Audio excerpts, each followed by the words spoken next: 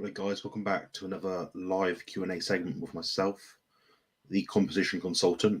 This is my bi-weekly Monday and Friday 6 p.m. UK time Carnivore Ramblings live Q&A. And I'm very glad to be here today. I wasn't feeling great, but it doesn't matter. We go on, and we've got some people in the chat already ready to ask me some questions. So if you've got any questions, guys, that relate to bodybuilding, exercise, nutrition, some aspects of health, I'll be able to help you quite well, and hopefully we'll gain something from this singular conversation, or my continuous prose. Hey, Big Near, thanks for checking in. You're 10 minutes early today. That's very good gold star for you.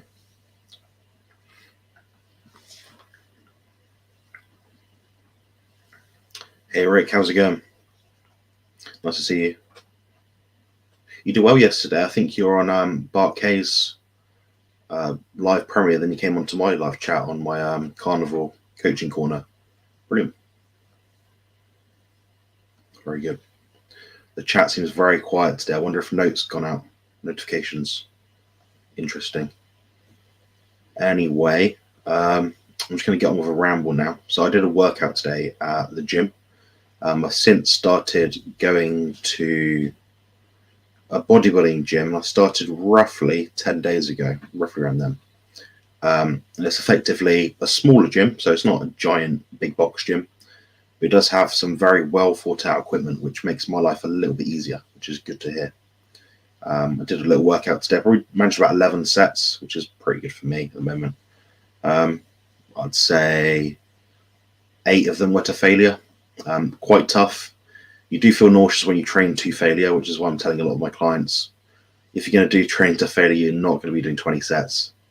If you are doing 20 sets, you're not trained to failure. That's as simple as that. I don't know any elite athletes that are doing that much. We've got in the chat, we've got Rick again. Why is it so hard to find the video link? Yeah, I find this hard myself because I work between the computer, so I'm talking to the computer now, and my phone, which is in my pocket.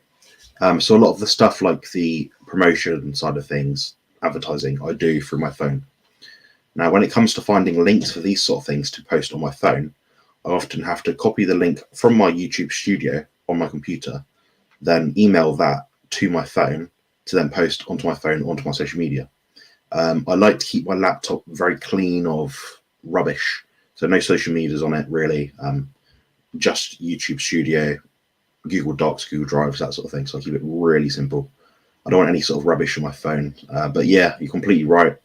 These things are very hard to find, even for me, the person who actually makes these videos. So I completely understand what you're going through. Just make sure that you check in every now and then to make sure you've not been unsubscribed. If you can't find a link, usually send me an email, Rick. That's quite cool. I'll be able to sort of try and find that for you.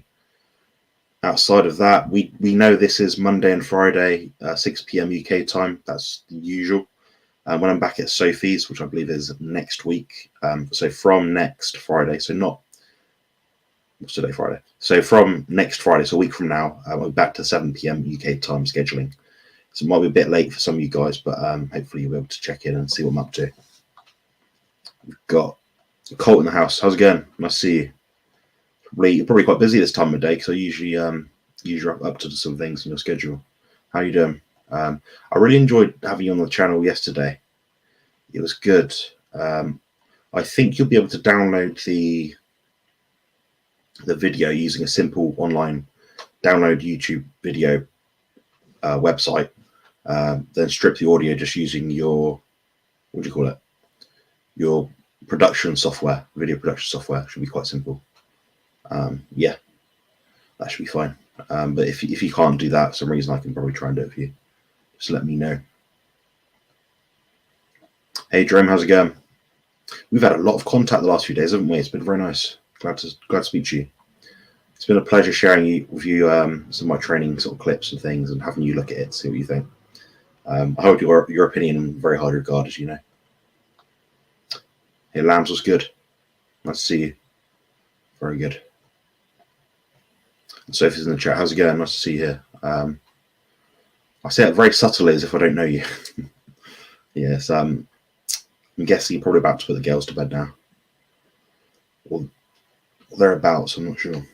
Um, yeah, I appreciate the conversation. So one of these days, I'll record me yelling at my 80-plus-year-old clients. That'd be such an epic thing to hear. So I'll do my best to respect Jerome's client's confidentiality, but he trains elderly people in his private fitness studio. Good equipment, sensible, well thought out equipment. And he basically gets these old grannies effectively to do forced reps. They're hard. They're really hard. It's basically training beyond failure. That's cool stuff. And that's definitely going to give them some stimulus to get better and grow. Of course, he's doing it in a safe manner. It's effective training. It's safe time attention. It's with an appropriate relative weight for what they need to achieve. So yeah, that sounds quite cool, and I'd love to hear that sometime. What's up, gangsters? Hey, Alex, how's it going? I don't know if you guys are completely familiar, but Alex is new to my chat, my channel, my ramblings. He's almost a fellow rambler, but he's more of a waffler. Have a look at his channel. He's a guy that's basically trying to get rid of his carb addiction. So it's pretty simple stuff. I'd probably like to talk to him at some point about different things regarding addictive food behaviors. I think that ties in quite well to what I'm trying to achieve with this channel. So my whole thing on this channel is autism, supporting mental health, bodybuilding, nutrition, all that, finding out the right way to do things safely, with an informative manner. I don't really want to be promoting products or services that aren't needed. I think the best sort of therapies and modalities to improve ourselves are free. And I say that with great passion. I don't like people selling things. I don't like people advertising things to me. I don't mind promotion, as long as it's good stuff. But yeah, I'm sure Alex will really do some effective work for our community. Speaking of, question. Any thoughts how to speed up healing of scar after the cut and stomach area? My mum and grandma were saying that broth is perfect. I've good experience with DMSO. Yeah, if you've got DMSO on hand, that might be useful. I do think your best bet will be to use nutritious food. So something like a bone broth powder is good. Bone broth would probably be ideal.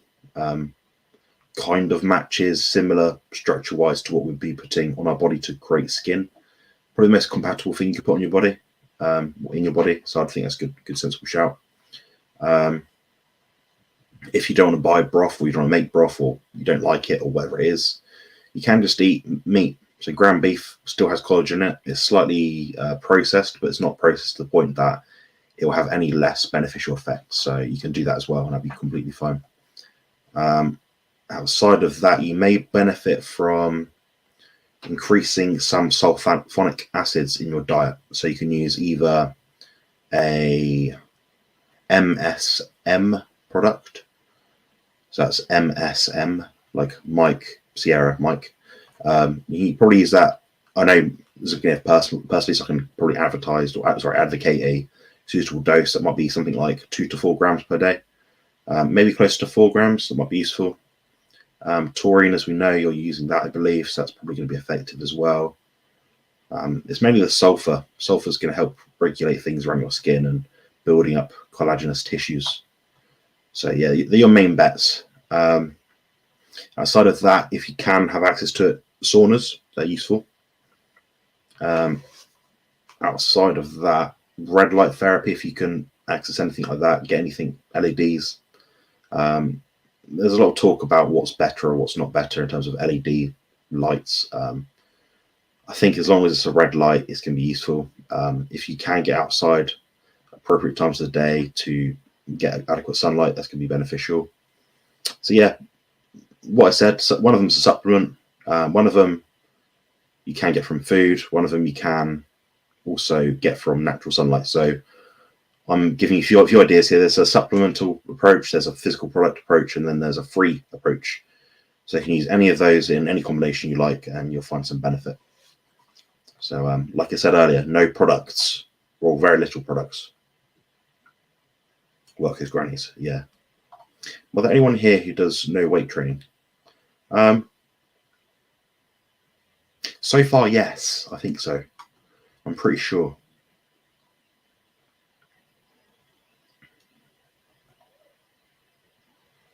Yeah, of course, Alex. I just hope you return the service to me by producing good videos. When I say good videos, I'm not talking about heavily edited stuff you've taken 10 hours to make. I'm talking about videos which are informative, which give people an insight to your experience and how it might relate to them, and how it might improve their health and physical outcomes. Yes, please do, Jerome. Yes, very good. Yeah, MSM's good. It's quite affordable as well, surprisingly. It's not one of those things you're going to be spending a lot of money on to benefit from. Yeah, brilliant. You're doing all you need to do then. No problems. No problems. You'll probably be expediting your healing anyway. I was thinking I might show you guys my scar in a second if you're interested. If you're interested in seeing my scar on my back, I can get that out in a second if enough of you are interested to see it. I will give you warning beforehand if you're averse to scars, so just bear that in mind if you don't like seeing scars, and just say. Brilliant. Yeah, how do you find that in the end, the new air fryer? I'm interested. And I think you said yours goes up to 230 degrees centigrade Celsius. Well, so I'm keen to know, like, where do you guys put your meat or your burger patties or whatever when you're air frying food? Mine's got shelves on it, so 2 shelves. I tend to put it in the lower middle region. I find if I sear it or try to sear it, it just cooks the top really heavily, but the bottom bit kind of gets ignored a bit. Because if I put it quite low, but for a bit longer, it seems to cook it just right for me.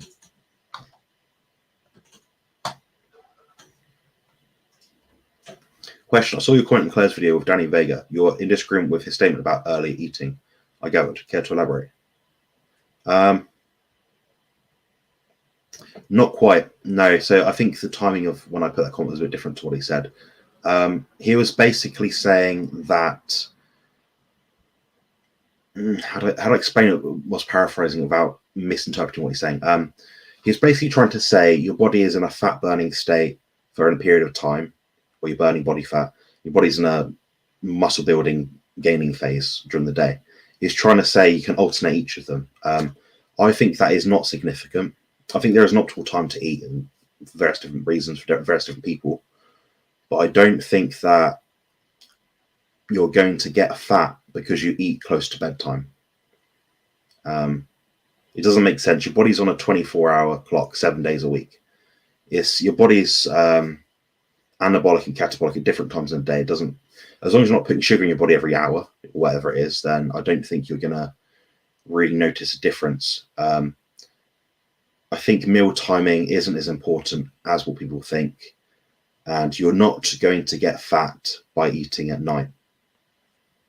Now, if you eat at night, it may impact your exercise performance, your sleep. So in that sense, it may have some negative effect, but I don't think that because you're eating your food close to bedtime when you're inactive, that you'll gain fat. And that's, from what I could gather from how I explained it, what he was saying. I disagree with that. I think your body's a 24/7 system, up-regulating things, down-regulating things, in and out processes all the time. You can't look at it myopically and say, I fasted for 23 hours, but ate, I don't know, 10 giant chocolate bars in 1 hour, but I fasted for the rest of it, so it's fine. I don't think that makes sense, and I don't think it works. But very good question. I appreciate that. A bit weaker than the last one, but it seems more flexible. It's basically a small oven with air fryer. Interesting. Yeah, that's useful. Yeah, all these things have to be practical. They don't have to be giant things. I see a lot of people with, I won't name any brands, but like very big, expensive grills that cost something like $2,000. I mean, if you want a good sear on a steak, yeah, it's going to be very valuable. I don't value mouthfeel of food that much to spend two grand. Not with my current income or monetary expenditure capacity. So, yeah. I told my butcher to bring bones to the next farm market. Gonna make some bone broth. That's a good shout. Yeah, keep it simple. These things are not expensive to do. You don't have to buy products to do these things. I do Well, I am affiliated with a very good quality organic bone broth product distributor, manufacturer, producer. That should be below in my show notes. I'm not saying that people have to use it or it's essential, but if someone doesn't have access to this sort of food, perhaps they have an aversion to collagen products of the bone broth, they don't eat much red meat, anything like that, or chicken skins, whatever it happens to be, that product could be useful. But the option is there. So I'm saying openly, I'm affiliated with this group, and these people they're called Boil and Broth. They're a very good brand in the UK. Solid people, solid message, solid ethos. What about putting vitamin E on scars?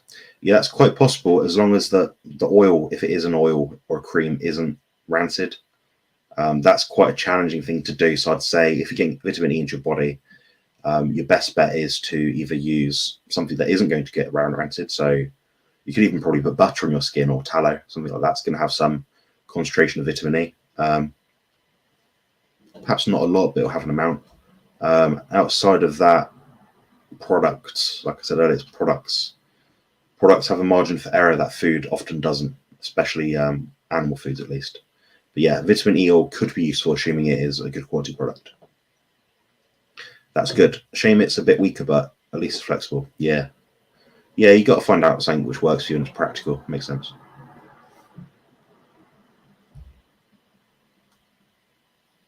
I think I mentioned this to you guys before. My stepdad Mike, he sawn off part of his thumb, so not like the cross here, but just the top kind of corner of it. It actually grew back to some extent, and it healed up quite quickly. He eats loads of animal foods, so he's not deficient in any way. But yeah, it was quite. I wasn't there, but it sounded like quite a bizarre experience. He grabbed my mum's knickers or something from the washing line and tied them around his thumb so it wouldn't bleed out. Then I think he nearly passed out.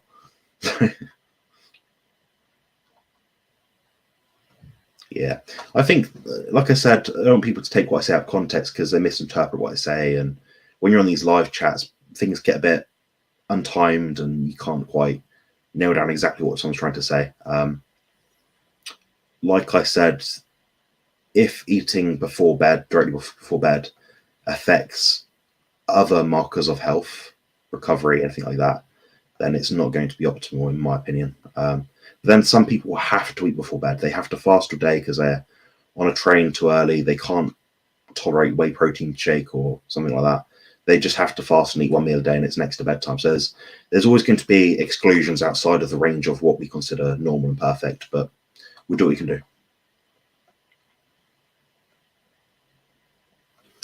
In hypertrophy context, hello, Opal. Haven't seen you here before, I don't think. In hypertrophy context, any need for multiple meals a day, or would I be okay getting all my protein one meal a day?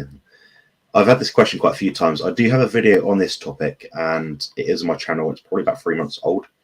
It is clipped off from Harry Sopanos' YouTube channel. I actually answered the same question, I believe, yesterday. I think if you're a large person, there is a marginal benefit to having more than one meal per day versus one. It basically comes down to, is having multiple meals per day going to improve your recovery, improve your digestion, allow you to sleep better? Look at those sort of things.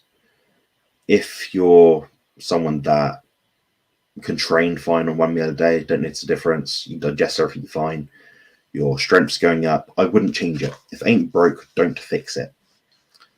That's what I think is probably the moral of the story here, like the basic gist of what I think. But yeah, like I said, marginal benefit if you're a very big person, but be conscious not to split your meals up for the sake of it. I'll give you some examples. So I'm having 4 meals per day. I'm a 240-pound bodybuilder, something like 12% body fat-ish. I don't really know. I have a large muscle mass, probably double what the average person my height would have on their body. And Sophie, who's in the chat, Sophie Fisher, she's my partner. She has a larger muscle mass than the majority of people that I know that go to the gym as a female. She's about 5'3", 5'4", but she still has a lot of muscle on her. She's having 3 meals per day. She's tried 2, but she doesn't quite feel right on 2. It seems to either impact on lifestyle, like eating with the children, or means that she has to have a big breakfast and a big lunch, which she doesn't like to do. She trains at 10 o'clock after breakfast. So you're looking at it based on what works for you. The vast majority of people need to focus on just getting the nutrition in, regardless of what time they get it in. I think that's the most important thing. Now, alongside that, I think that pretty much covers it. There will be some questions I'll get in response to that, and that's completely fine. So please just put them in the chat. I understand you might have your own individual experience, so that's completely fine. We're dealing with opinions here where you don't know what the best thing is for every single person. So I just provide you with 2 examples there that you'll find maybe relatable or might be quite useful for you. I don't know. Question. Jerome, is there a big advantage to going beyond failure, or is concentric failure enough? That's a good question. So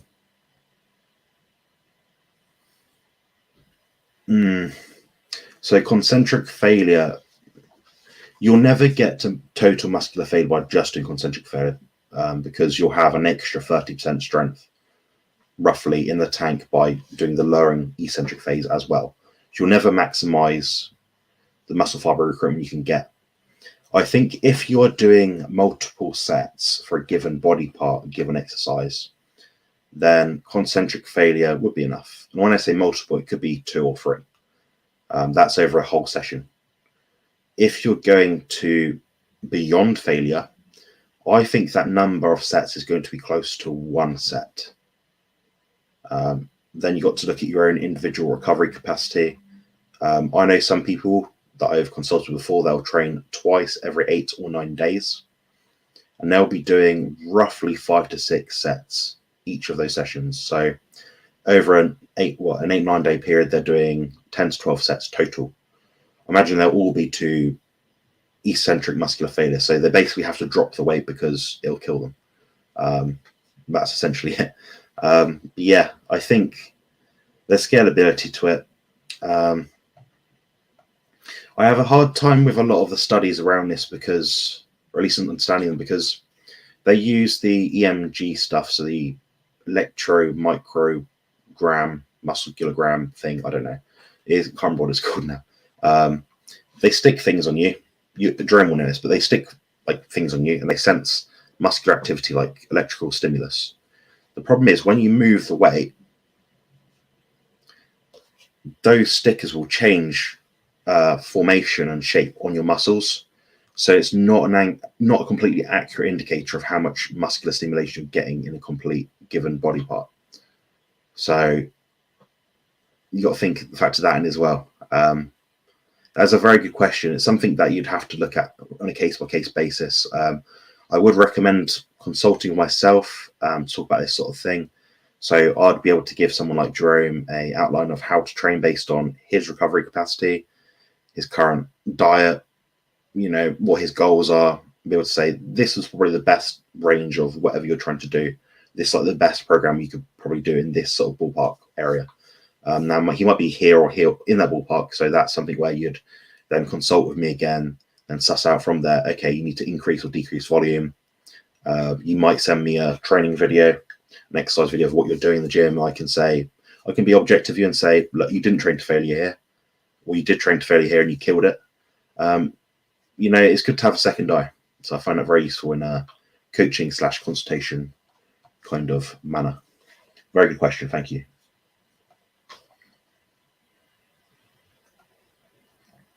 I'm 5'4", don't trick me. You told me you're 5'3" before. I'll also struggle to hit my macros in 2 meals. Yeah. Some people we are very adaptive and we can just eat 1 meal a day and we'll be just fine. I could if I really wanted to, but I just wouldn't feel best. This kind of goes to what I've been saying quite a lot recently, which I learned this kind of idea. Well, it's not really an idea, but I learned this from Bart Kay, and he basically said, some things are stressful to the body, but they're natural stresses that your body can deal with and take and not have issues with. Sometimes these things are distressors. So, for example, if I was to eat 250 protein, 250 fat per day in terms of grammages and do that over 1 meal, that would become a distressor. If someone likes to eat multiple meals, it'll become a distressor. It's something they don't want to do, which causes them anxiety, causes them stress. Like I said, it will impact their digestion.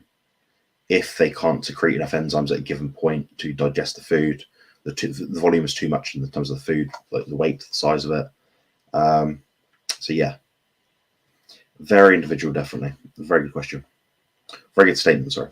What are your thoughts on stretching, either before or after weight training, beneficial or not? That's a good question. I don't mind dynamic stretching before a workout, providing it doesn't impact on the effectiveness of the lift itself. So if you're doing, say, a leg day, you're doing some squats and leg extensions, leg curls, that sort of thing. If you're doing a walking lunge with a static hold, like just a stretch position for a few seconds, then next stretch, then next stretch, just a walking lunge, walking along, that might be fine if you do like 10, 15, 20 of those. If you're going to do 100 of them, that could be problematic. That could give you a sweat, basically. When I say give you a sweat, I mean it can make you work harder than you have to provide an efficient warm-up. I do advocate, if possible, some stretching after a workout, and that would be in the form of an active static stretch.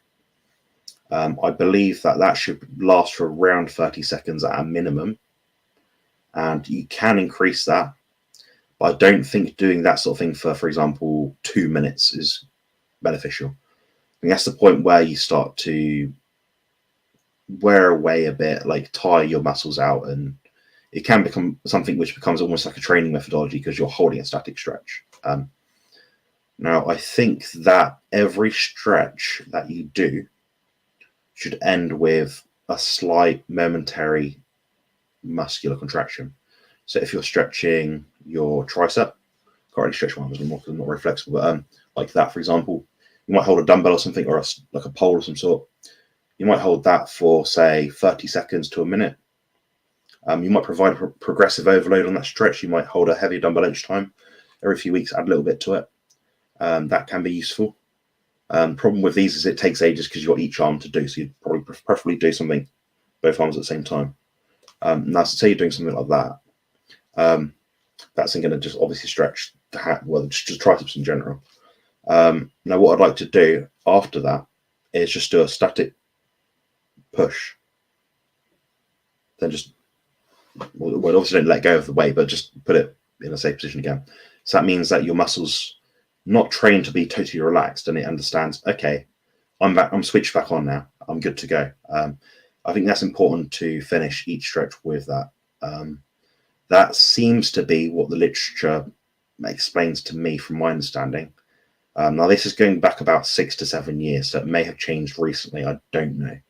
But I found that sort of thing effective with people when I'm trying to teach people how to become more flexible, increase recovery. And it provides a mild occlusion effect, which can be beneficial for delivering nutrients to the body, because basically you occlude the muscle, which means you reduce blood flow. Then you get a super compensatory effect of blood flow with nutrients to that muscle group. These are all like marginal 1% kind of things. These aren't essential things I mentioned, but it's important to go into detail. You know, I could just say, oh, stretching is good. All right. I'm apparently an expert in bodybuilding, and I just say stretching is good. That's not good enough. You guys want detail, so this is what I'm providing with it. Very good question.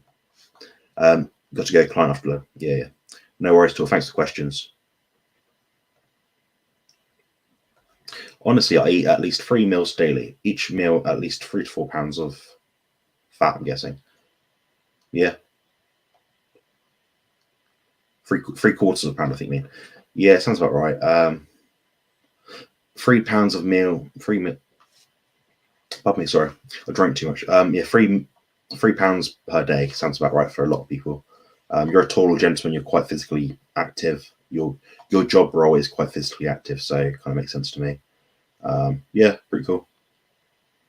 What's everyone else in the chat eating at the moment? I'm doing lots of protein shakes with raw milk and raw eggs at the moment because my appetite isn't great. I've actually been making an old school recipe of mine, which I invented quite a while ago. These are the Carnivore protein butter bites. I do bang on about them, but they are good. For someone that needs to keep weight on, or you don't have much appetite, you can effectively get, I'll show you one day, you can effectively get Appreciate it. This is just some citric acid, but just ignore that. Just think of the powder. So, sorry, the box. So I can melt in a pan, microwave, whatever, say 100 grams of butter. I'll then pour that into this, put it down, put it on the scales, weigh it. Obviously, that's what I like to weigh it personally. You don't have to. Grab a scoop of protein powder, maybe 20 grams of whey. You can use different amounts. This isn't a directive, by the way. I suggest you watch the video, the Carnivore Protein Butter Bite video. Add in that scoop, mix it up a bit. You can add in cream, heavy cream, milk, yogurt, whatever you like, whatever sort of dairy you particularly like to that. And that adds a different texture to it. Then you can put that in the freezer. Then when you're ready to eat it again, so you actually get, you give it an hour, 2-3 hours, whatever, to sort of freeze up. You take it out, take the lid off. You have to break off. You can get molds for this. That's what Sophie and I usually do. You can get molds for it. Then you'll just have a thin layer, like a slab, of a hyper-palatable or sweeter food that you can eat. It's give you lots of energy, lots of nutrition, and it melts in your mouth. So it's not, if you know someone like that that's quite frail, they can't eat a lot of food, they've got an aversion to meat, that's a better bet for them than eating a chocolate bar. I guarantee that. I can say it with definite guarantee. So that's just one little tool you can use. But yeah, that's what I like to do. Completely off topic to what you said, but that's how I roll here. It's Carnivore Ramblings live Q&A. I'm having fried chicken now. Your fried chicken is it chicken breast, thighs, or wings you do? I can't remember. Or is it whole chicken? I know you do it with lard or tallow usually. Lard, yeah. Oh yeah.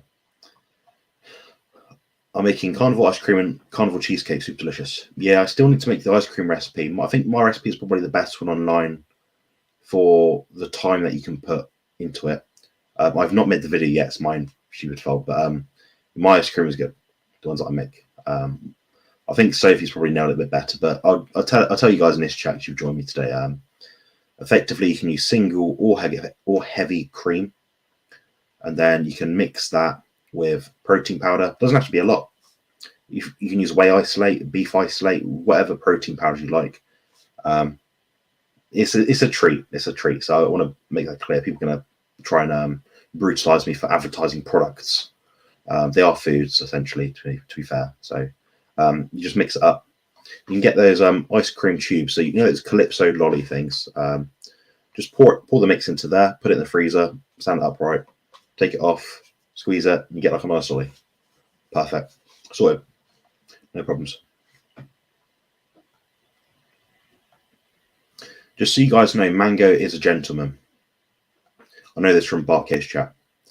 It's a similar recipe for both once you freeze and the other one you bake. Yeah, that's completely right. Yeah, you can do lots of different things with these. It's pretty cool stuff.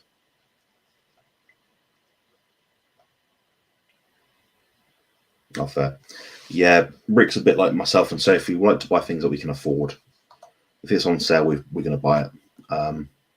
I'm quite guilty of that, and I probably overbuy meat to the point that my fridge or freezer is oversaturated at all points. But I'm very cautious of not running out of food. I do not want to run out of food.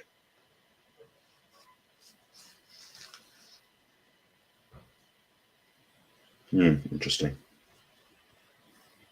You might steal that idea. I don't know. Hey Sheen, how's it going? Nice to see you. The chat isn't very popular today. I think it is because it's the Friday live Q&A. I'm thinking, I don't know, you guys let me know what you think. Or doing a longer live Q&A on either a Sunday or a Monday night. And that'll be once a week. Sunday and Monday are my most busy days on YouTube, and I want to be able to reach as many people as possible. So that might be useful. Let me know what you guys think. Excellent. Yeah, thanks, Sheena. Sheena's got a great channel. If you want to follow someone that's positive, they don't put people down. They've got a nice online YouTube community. I recommend you follow her. She does. If you're having a bad day, she'll bring you up and make you laugh about something. She's got a good sense of humor, and she's pretty chill, which is quite nice to see online, because people often what's the word? they're hyper focused on being perfect and sounding perfect and appealing to everyone. She's just herself. There's not many people like that, and I value and respect that a lot. Just having my sugar-free Rockstar energy drink that's contraindicated to human health, and I do not advise people drink these.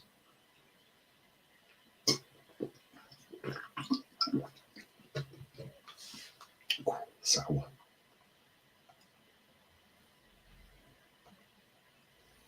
My pleasure.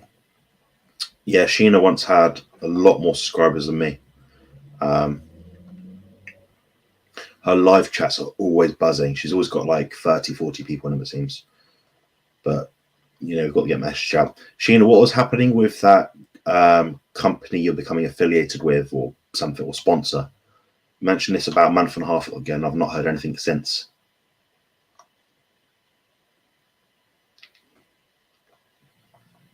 I drink C4.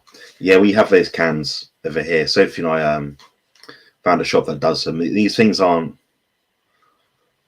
I can go without them personally. I don't really care, but I get bored of Pepsi Max. Everyone knows I like Pepsi Max. I'm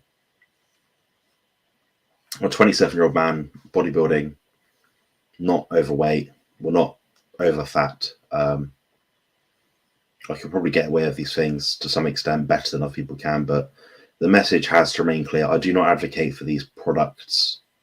They're not going to be something which is going to benefit your long-term health outcomes. I just quite like them, and I'm human, so I can go to sleep at night knowing that. Assume I don't drink too much C4 or sugar-free energy drinks. God forbid.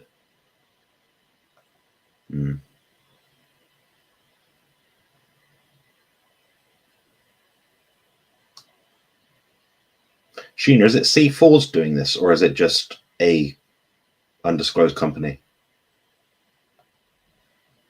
I see.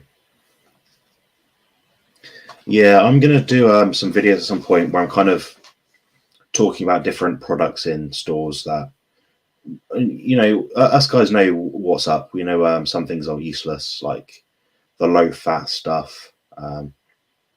It's loaded with sugar.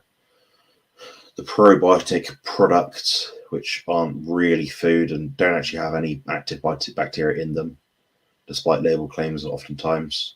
Kind of get people, like a newer audience, to have a handle on things and understand what's going on in the nutrition space online and what's going on in the nutrition space when we go into the stores.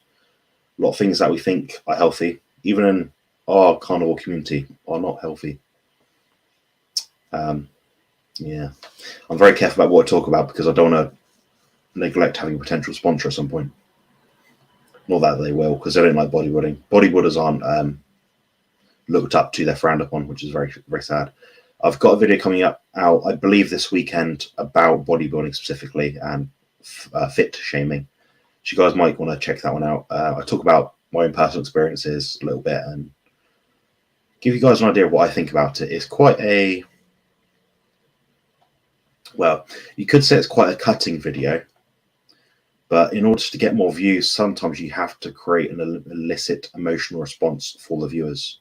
So you've got to get them interacting with it. Part of the way you do that is posing an idea that they don't believe in or goes against their current beliefs, maybe persuading them otherwise. Yeah, you'll find that tends to get more views, and I've noticed that myself. But not always. I find, like for example, in Bart K's videos that he does on my channel, so the ones that I upload, those get lots of dislikes. There's nothing wrong with the information that he puts out. They don't like him. They don't like the act that he puts on his show in his own time to promote his own channel. It's a mask, it's a facade, it's not the way he actually is. If you speak to him, he's actually a very normal, nice person. I say normal in the sense that I think he's normal. I can speak with him quite confidently and I'm pretty chill with him. So I've got a different outlook compared to a lot of people. And a lot of people are scared of him. They should be, because he'll put people in their place if they're wrong, and they shouldn't be wrong, which is not good. Yeah, I'm a big fan of Professor Bart's channel, so I do advise people to follow him for information. I agree, I love C4, but it has no junk in them except caffeine. You've got a good point. I mean, I did remember looking at the label of the C4 stuff a few days ago when I was with Sophie, and the label didn't have much on it, which I thought was completely deleterious to health.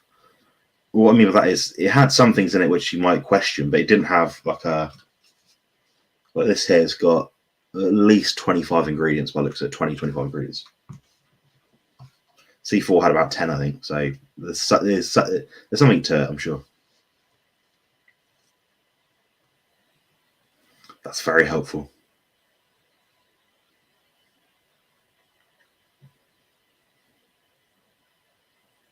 I felt better drinking Coke Zero than I did drinking coffee, but I feel better free of caffeine. Yeah, Coke Zero does caffeine-free Coke. What does it Coke does? I know you can get Diet Coke caffeine-free. I wish they made Pepsi Max caffeine. Oh, they do. Ignore that. Yeah, I just quite like the flavour of it. What can you do? More people are going to tell me that having Coca-Cola with 35 plus grams of sugar in it is healthier than something sugar-free. I disagree. Randall cycle activation written all over it in terms of straight Coca-Cola, so I don't advocate for that at all. I don't advocate for anything that isn't water to be on the safe side of things, but people are going to make decisions. So if you're not drinking Evian Evian mineral water from an alpine area, then tap water might be all right. A step down from that might be whatever those filtered waters are, blah blah blah. Step down from that might be a sugar-free drink, maybe a herbal tea, coffee. Then step down from that might be a Pepsi Max or something. So it's all individual. I mean, if you're sensitive to caffeine, your best bet's going to be to avoid caffeine. So look at it that way. Me too. Beast was really good. You probably need a cheese sponsor as well, Sheena. I drink Coke Zero, and at one time I quit everything but water. That's good going. Thank you. I've got a new member. I think that's good news. Yes. I thought it meant subscriber then, but it means member. That means you're a paid member. So thank you for doing that. I appreciate that. You now join my small army of, I don't know how to describe it, composition consultant advocates. I don't know. I haven't thought of a name for you guys yet. I mean, it is the gym brats, gym bros, and gym pros. So I probably need to market that a bit better. But yeah, I appreciate that, Sheena. Thank you. I understand, Rick. These things are a bit weird. I mean, I tried a drink the other day, and I sort of thought that was too sweet. It's a tropical drink, and I mean, Sophie might like it, but I didn't like it at all. And I'm losing my attraction to anything sweet now. Doesn't really do much for me. Right. That's a good game. Question: the whole probiotic trend is promoted, but does it have any value? I've eaten homemade yogurt for decades since I do not like milk. I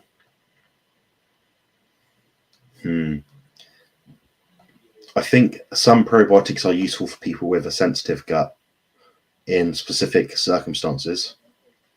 The average person wouldn't benefit any more from having a probiotic supplement versus a whole food probiotic. So kefir, if you can tolerate, is going to be good. Sauerkraut, if you eat that sort of thing.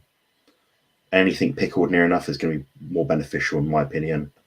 You have different strains in your guts, which mean ultimately you're going to have a different outcome with what you put into your gut. So if your gut is aligned a certain way, however that is, we know very little about gut health in terms of probiotics and things like that. Your body will just fight it off and say, no, I don't like this. For me, kimchi and kombucha are very intolerable. I don't like them, and they don't promote any gut health or healing to me. They are really bad. Then kefir is quite good, and sauerkraut, when I occasionally have it, it's not too bad either. So, I don't think there's a value to most probiotics. Saying that, there's some in vitro studies.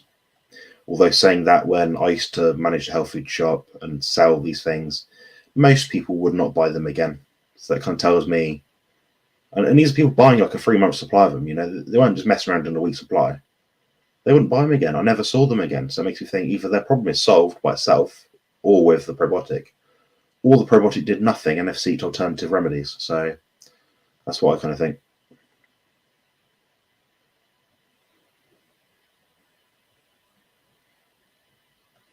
Your channel is called Sheena's Carnivore Life. I mean, that usually implies that you're following some kind of carnivore diet or something animal-based. So who cares? Just block people. I'm getting tired now of people trolling my channel and being annoying and trying to contradict everything I say for the sake of it. When I ask them what their viewpoint is, they can't back it up with anything. They've got no anecdotal experience, no scientific experience, no causal data that can explain what they're saying is correct. So they're not here anymore. I don't have time to appease everyone, and I'm not going to appease everyone.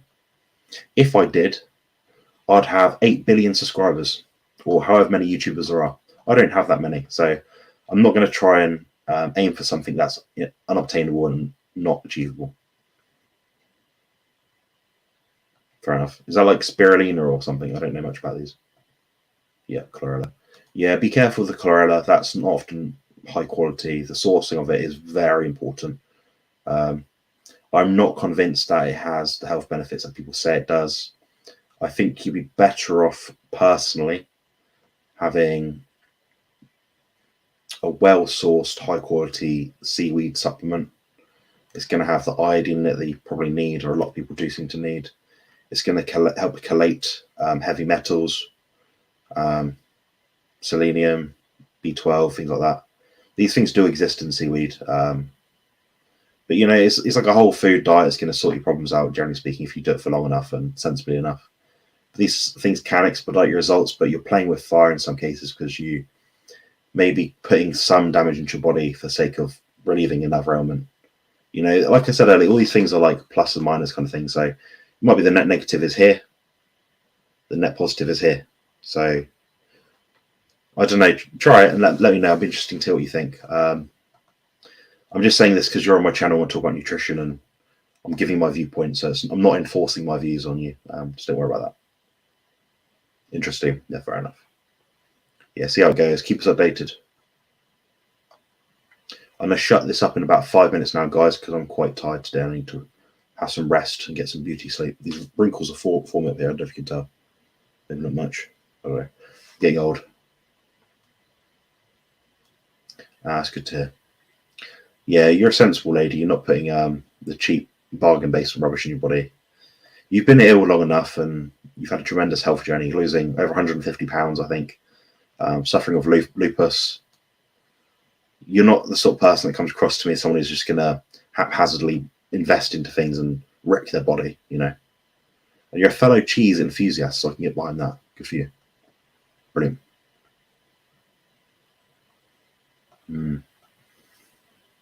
All right. If you've got any more questions, guys, please put them in the chat. Surprisingly, I never get many questions about training, which is one thing I really like to talk about. I am sat here topless to Sophie's distaste, trying to promote my channel in such a way that it is a bodybuilding channel predominantly. Carnivore, of course, talking about nutrition as well. So, yeah, it's kind of where I stand on it and what I'm trying to put out.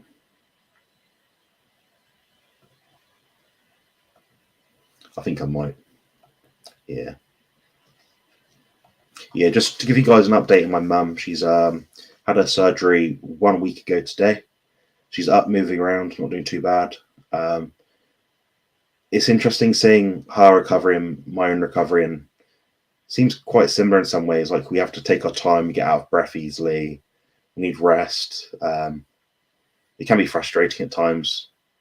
Even now I get frustrated. If I drop something on the floor, that is a massive chore for me to get it up. I can do it, but it does hurt sometimes, and it does cause me a lot of frustration, but we persist and move on. She's got to do these jabs into her stomach. I think it's called Clexane, which is an anticoagulant, helps stop blood clotting and things like that. Hopefully she'll be off them soon. I think she's got about 3 days left of using that. Covered in bruises, of course, from the other people that have been injecting her. Didn't get a bruise from when I did it though. Funny that.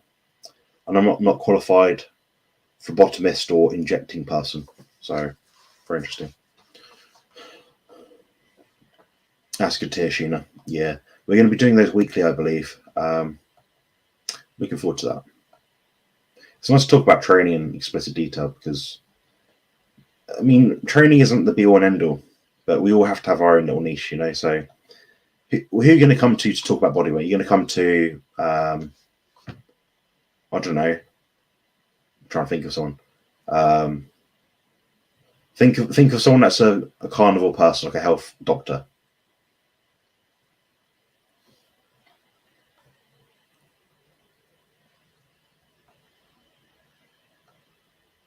Good to hear it.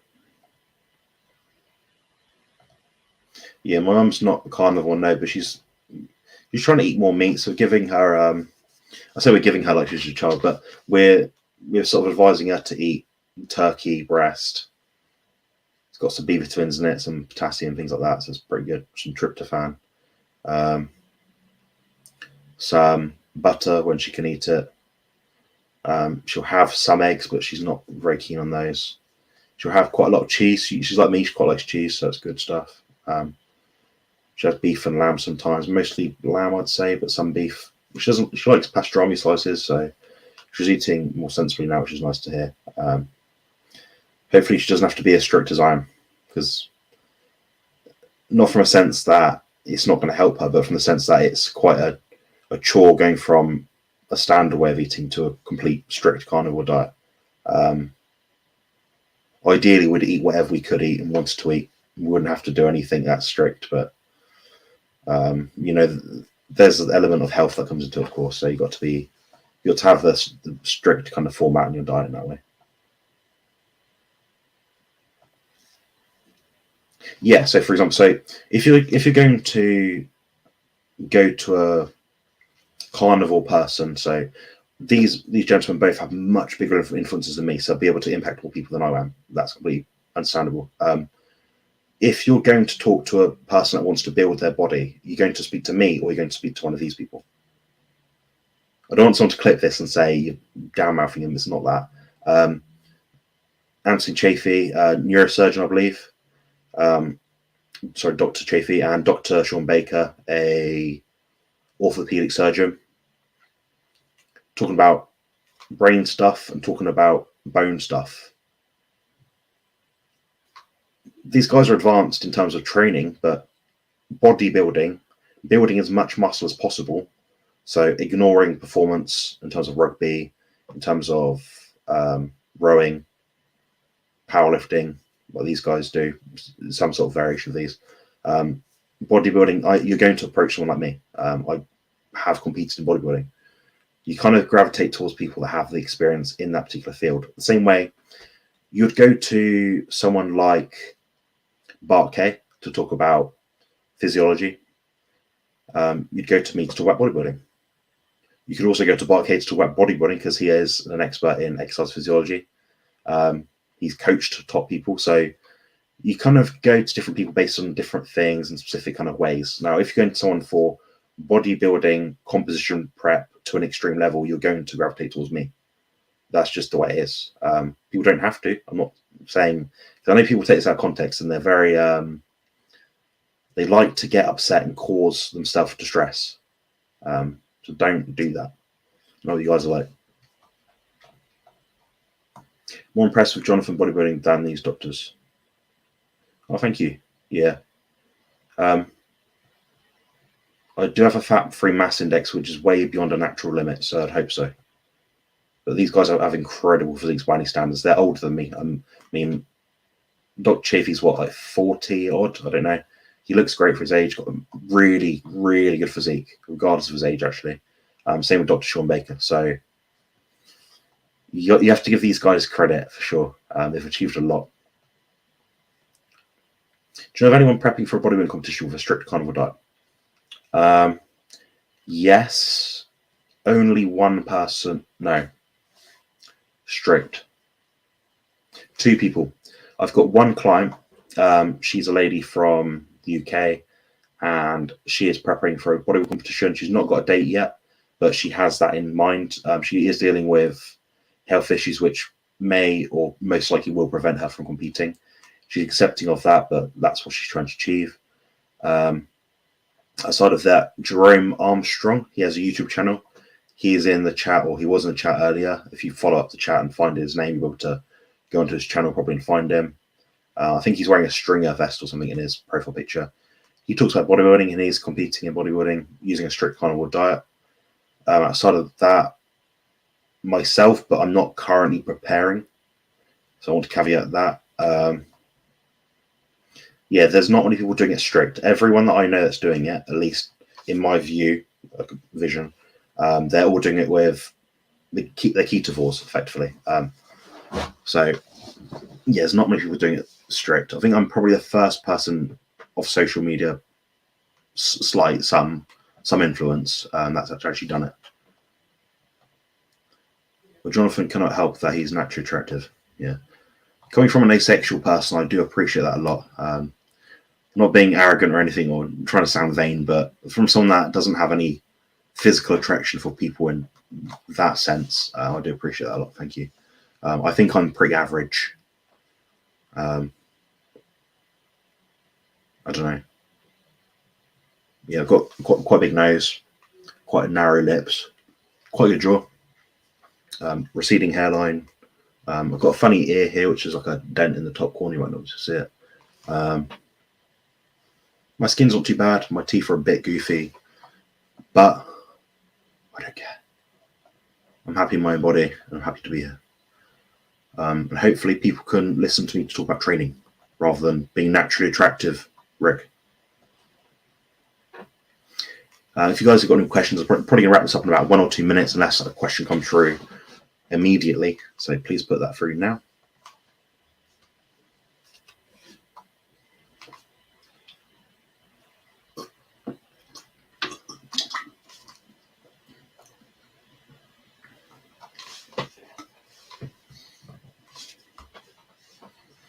Waiting patiently.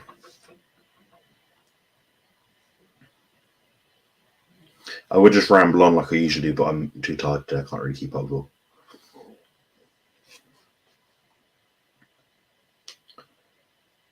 Yeah, I have a neutral English accent, which is bang centre of an English accent. I'm from Bournemouth, which is the south centre, near enough, give or take about 40 miles. Yeah, so just I'd say a Southampton accent, which is the most neutral, probably the most easily understood accent in England. Without, when I say that, meaning I don't have a twang to it. I don't sound like I'm from London. I don't sound like I'm from Devon or Cornwall. I don't sound like I'm from up north. I don't sound like I'm from Midlands or the East End. I don't sound like I'm from Wales. I don't sound like I'm from Northern Ireland. I definitely don't sound like I'm from Scotland. So, cool, nice. Yeah, where in England are you from? You from similar area to me or up north?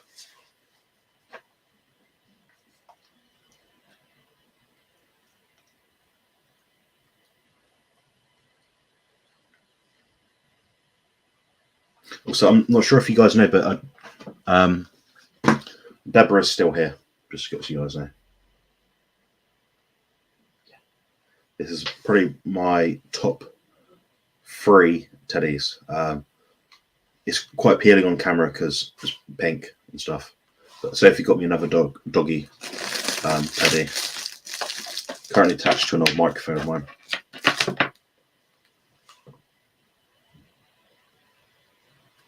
Yeah, this one's a little guy.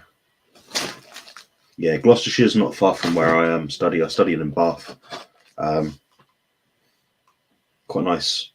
Yeah, quite a nice area. I played American football there, and it was quite a good laugh. I remember it being very flat. I remember that much. But basically, because where I'm from, there's a few hills, there's cliff tops and things. There's a bit not very flat, you know. But yeah. Anyway, guys, I'm off now. Nice to meet you, Stephen. Please check in next time for the next segment of Carnivore Ramblings. Monday and Friday, 6 p.m. UK time. However, next Friday I'm with my partners, and I'll be at 7 p.m. UK time. So hopefully see you then. Thanks very much for joining me, guys, and I will see you soon.